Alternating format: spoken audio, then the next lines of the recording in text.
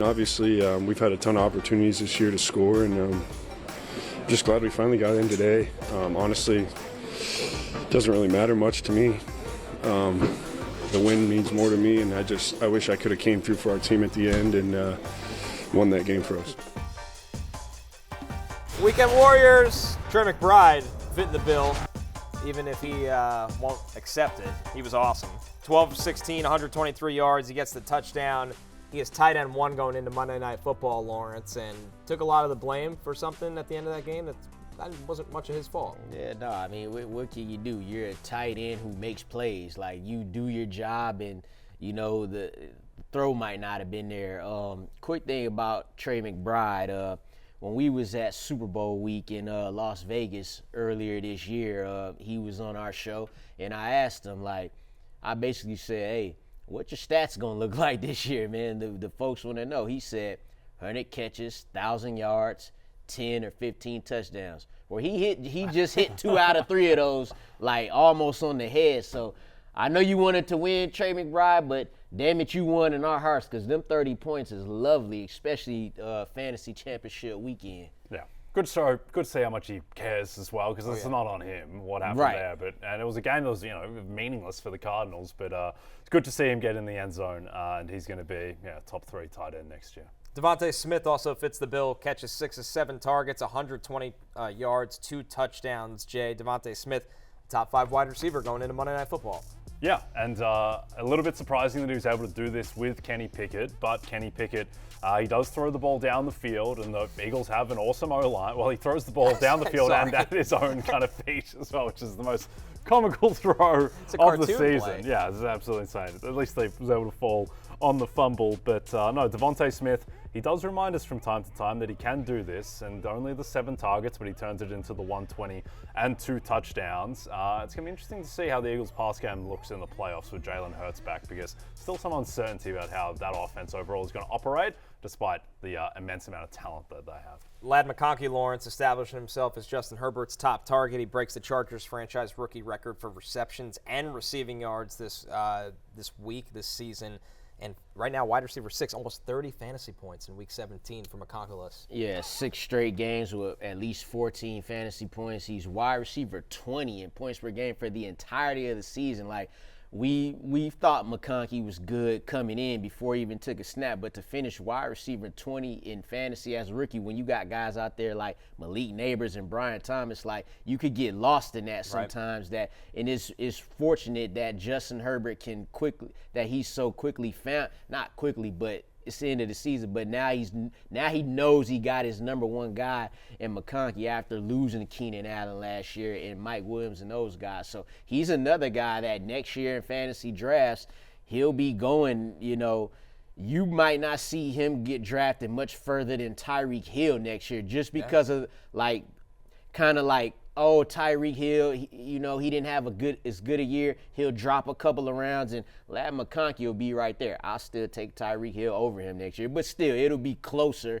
than what people expect. Yeah, I think Tyreek's obviously got more upside because he's Tyreek Hill, but median outcomes between those guys might not be that different when you bake in Tyreek's age and injury risk, and the fact that Lad McConkey is the number 1 option for Justin Herbert, and Justin Herbert this year has played at a kind of all-pro type of level. This is the best season of Herbert's career, despite being banged up earlier in the season. So yeah, Lad McConkey, and to your point, thought it'd be good. I don't think anyone thought he'd be this good. Right, he's just always open. Yeah, and catches everything. Another rookie with massive upside that makes Weekend Warriors, Brian Thomas Jr. He's been phenomenal down the stretch this season with Mac Jones. He catches 7 of 10 targets, 91 yards, and a touchdown. Jay, this is a guy that I think will be taken very early next year because he has the mold of a wide receiver 1, and he's also getting the looks at all 3 levels that alpha wide receivers get. Yeah, I think he has to be a top 10 wide receiver off the board. This is his 5th straight game with 10-plus targets. He's averaging 24 points per game in that stretch, wide receiver 3 over that stretch. The first man to ever develop a rapport with Mac Jones in the NFL, outside of the great Hunter Henry back in the day. Don't sleep on Hunter Henry. Yeah, no, I always bring up Hunter Henry when I can. He's 4th in the NFL in receiving yards. It's ridiculous. Right. He's a rookie. No one's talking about this. No, and to be fair, no one's watched the Jags game since David Garrard was playing back in the day. But Brian Thomas Jr., he is an absolute monster. How high would you take him next year, Lawrence? Where would you range him the range is right now. Like, if he's going to get drafted over Marvin Harrison Jr. next year? Yeah, easily. Right. Easily. But, like, if you said that to somebody in August, they'd be like, what happened? I wouldn't think I didn't draft Marvin Harrison on no teams, but that's neither here nor there. Wow. But Hate him. yeah, I just Can't stand him. but I did man. think Malik Neighbors was better. But whatever. Brian Thomas would be top 6, 7 fantasy receiver taken next year. I think. Matthews got him 24th overall, which I think is a bit.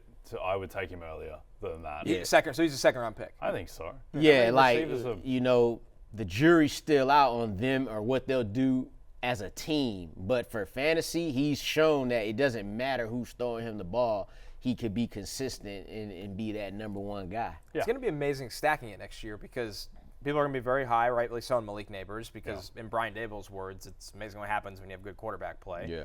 I mean, nobody's going to completely write off Marv. He had an okay rookie season, just didn't live up to expectations. McConkey's been great. But Brian Thomas Jr., once again, the upside with Trevor Lawrence back, it's just insane. The thing is it's Jefferson, Chase, CD, Amon-Ra, St. Brown. I'm not sure how many other guys are definitively over. It's going to be a weird Brian combo Thomas around and Nico Malik Neighbors. Collins. Nico Collins probably have over because he's him. really good, Yep. but he just missed a lot of time. Yep, and does get banged up. But no, I think those top 5, including Nico, and you can make cases for other guys, but I'm not sure there's anyone who's definitively above BTJ or Neighbors, depending on the quarterback situation for the Giants. Brock Bowers, our last weekend warrior here, Lawrence. He catches all 7 targets for 77 yards. This just feels like a team when they get above average or even average quarterback play, Bowers could be the consensus tight end 1 for a very, very long time in fantasy. Just broke Mike Dicker's record for most receiving yards by a rookie tight end, over 1,100 receiving yards. And important thing, too, he did it in 16 games. Right. He still got a game to go. I was very wrong on Brock Bowers this season. See, he's tight end 1 in points per game this season. I only had him at tight end 7, Connor. So I wasn't high enough when everyone was, kind of worried, like, oh, he's on the Raiders.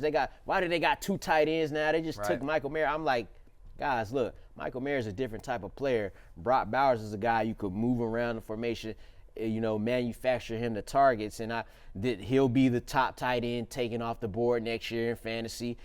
He's played with 3 different quarterbacks this season, so we're not worried about that. In fact, you would feel even better about him because it's almost certain that they will at least attempt to upgrade the quarterback position, whether it be via veteran, though I don't know how many of them will be available, or possibly trying to get a rookie. So we'll see. But Brock Bowers, man, he was the savior. He's one of the saviors because he wasn't one of those top tight ends taken off the board.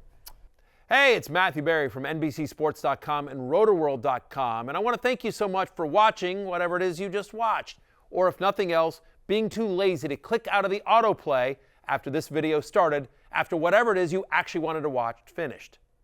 But now that you're here, I'd like to take a moment here to ask you respectfully now, okay? I'm asking you respectfully to subscribe to the NFL on NBC YouTube channel. You'll get the latest Roto-World fantasy news headlines, all sorts of great shows, including my own Fantasy Football Happy Hour. So go subscribe now. Again, I'm asking respectfully.